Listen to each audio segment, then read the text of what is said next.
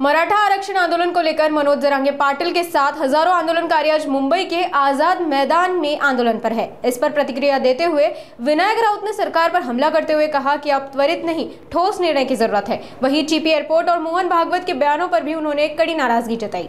आज पहाटेच मनोज जरांगे यांच्या माध्यमातून संपूर्ण महाराष्ट्रातील मराठा समाजाचे जे महासागर आझाद मैदान आणि मुंबईमध्ये जो आलेला आहे ते पाहिल्यानंतर सध्याच्या राज्यकर्त्यांना त्याच्यावर थातुरमातुर उत्तर काढून जमणार नाही।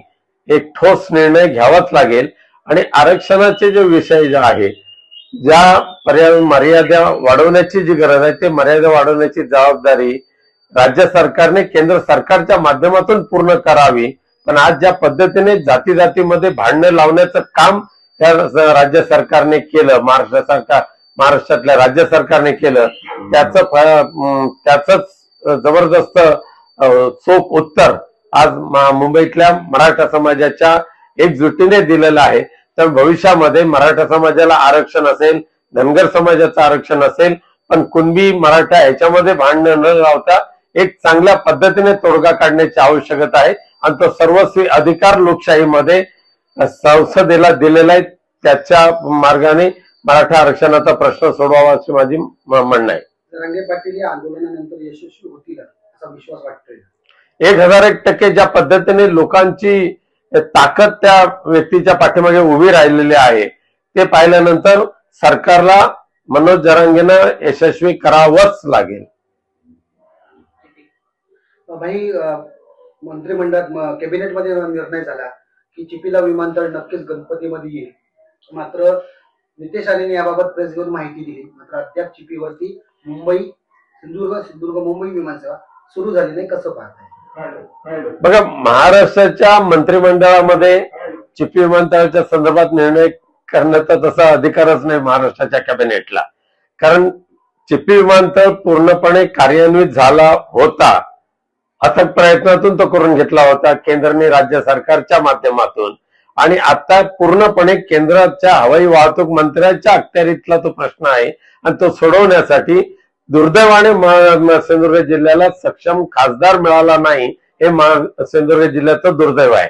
त्यामुळे चिपी विमानतळाच्या ह्या 26 ऑगस्टला 2 वर्ष बंद होऊन 2 वर्ष पूर्ण होतील आणि सिंधुदुर्गवासियांच्या पदरी पुन्हा एकदा ते कातळवण पाहायची वेळ आलेली आहे।